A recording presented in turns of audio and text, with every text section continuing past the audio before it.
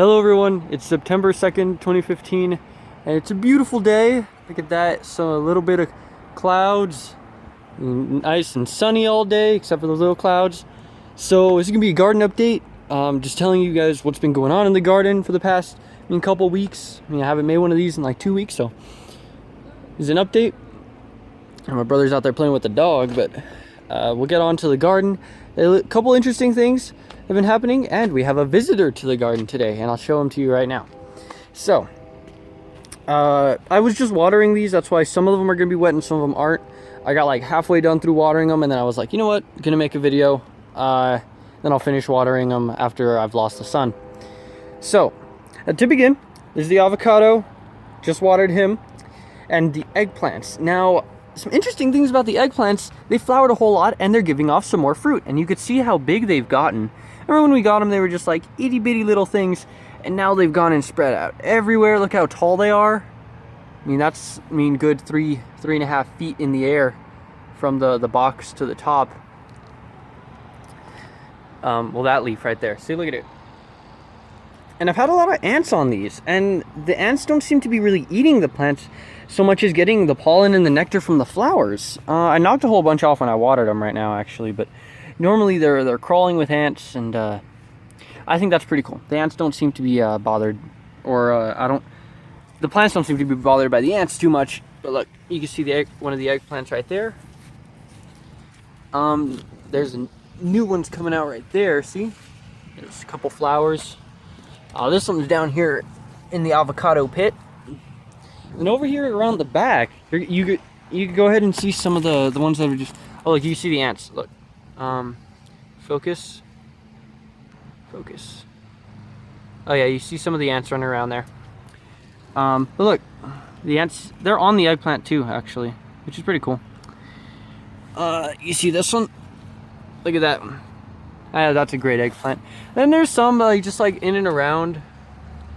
The plants in general. So, there's just eggplants kind of everywhere. That's great. Excuse me. Okay. So here's the quince tree. So that's doing great.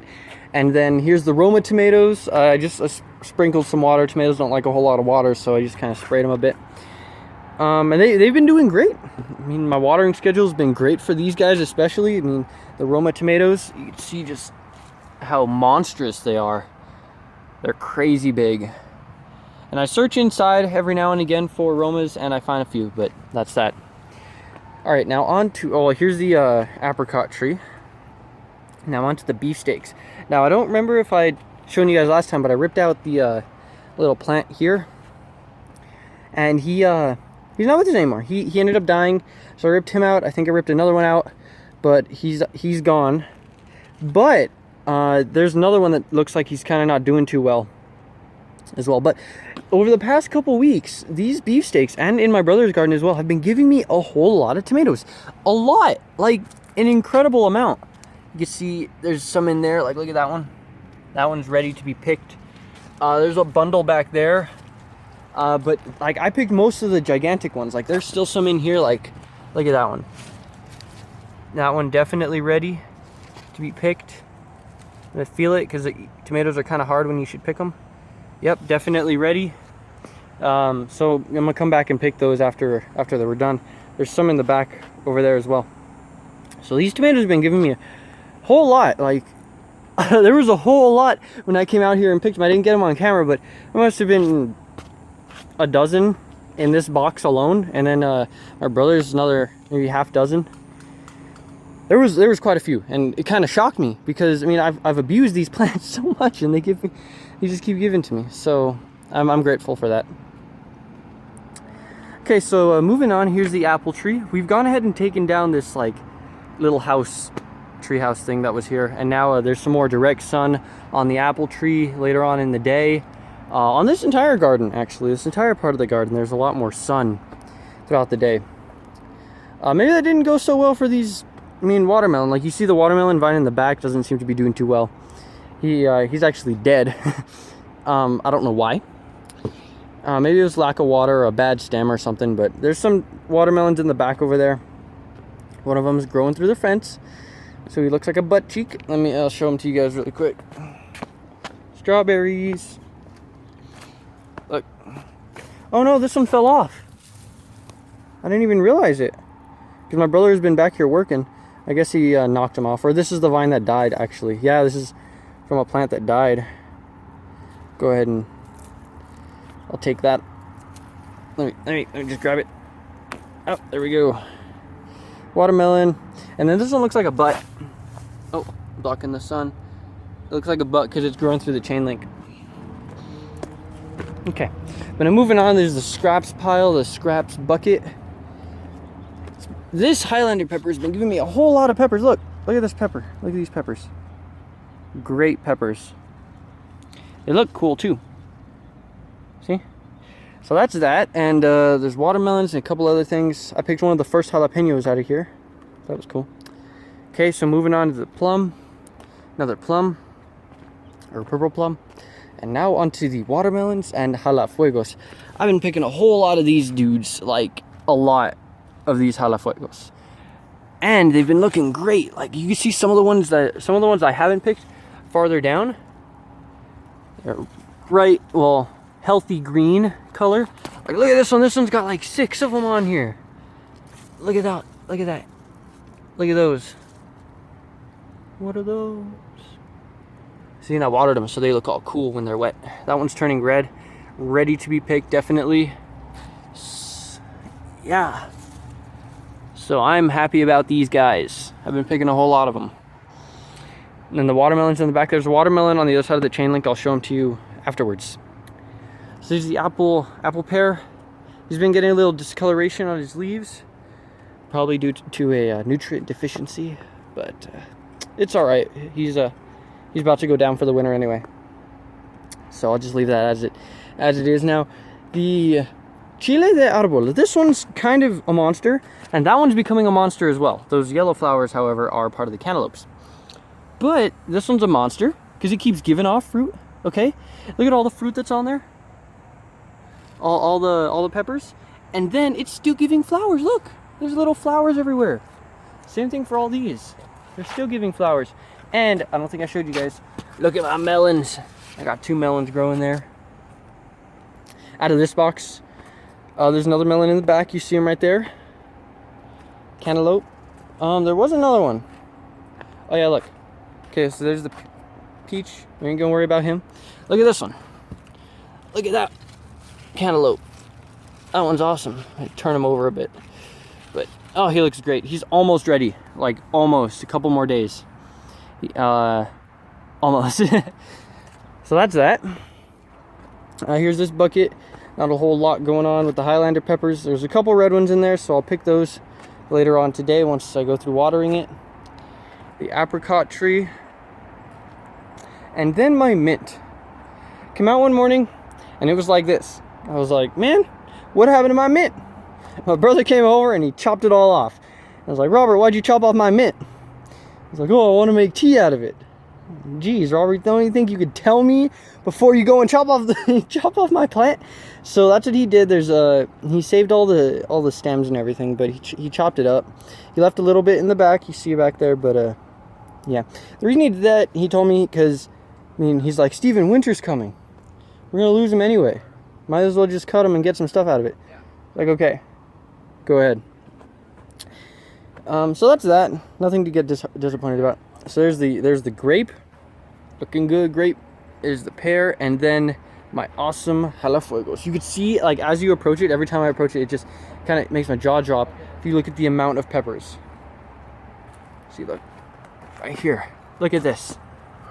These peppers. This pepper. Look at that. All these dudes. Oh man. Look at all those peppers on there. Beautiful. And some of them are ready to be picked now. Some of them are turning black-ish. I'm gonna try, or I kind of am just letting these peppers go and ripen, turn red. Jalapeno or jalafuego. No, jalapeno. I'm kind of just letting them turn red just because I want to see what's happening. So I don't really mind that some of them turn red, some of them don't, or that it's taking a little while longer for me to pick them. So, oh well. Okay, on to zone 2. Dun dun dun. Strawberries. Okay, so now these tomatoes as well. Okay, ladies and gentlemen, sorry for the minor interruption. So now on to zone 3. We actually cleaned it up a bit, so you could get like the full panoramic view. Zone 2 actually, right here. So it looks pretty interesting. I've gotten a lot of tomatoes out of here, and you could see the amount that are still in here. Like, look at all those red tomatoes. Beautiful red tomatoes in there. It's like completely, like this one, no, that one's not ready yet. This one, not ready. This one, no. Some of them maybe are ready. Oh man, that one looks beautiful. Are you ready? Yes, you are. No, you're not. You're not. I was like, oh man. It's because sometimes they're squishy, sometimes they're not. It depends. There's some back here. Down here, this one's been here for a while. I remember saying, you know, like, hey, I'll get him later. Beautiful. Well, other than the dirt right there. If you look at it from this side, beautiful non-GMO red tomato, beefsteak tomato. You put that on your well, whatever you really want to do with it. Put on my hamburgers and stuff. Completely non-GMO. I didn't use, well, the way I think of GMO is like pesticides and anything that will just, any hormones that you put into the plant that would make it grow at an unreasonable rate that makes you go like, what the fuck, dude? But we didn't do any of that here in my garden. We did put some fertilizers, but that's just fertilizers. Yeah, so look at all those. I mean, I love them. I love these. All these plants. The chilies, these guys have started dying off on me, but look at these red chilies in the back. Look great. They started dying off on me in the back. But other than that, I don't know why they did, but they're still good. Look at these. Look at this. Jalafuegos completely black on this side. I realized they turn black because of the sun, actually. When the sun hits them real good. So that's that. You can see some Romas back there. There's another Roma over there. You see Romas everywhere. They're really hard to get to, though. Like, to get to those Romas in the back, they're so hard. Like, I have to step over stuff, but I mean, I get them eventually. Some back there. I get them eventually. And, well, yeah. So now on to zone 3. Let me take my shovel.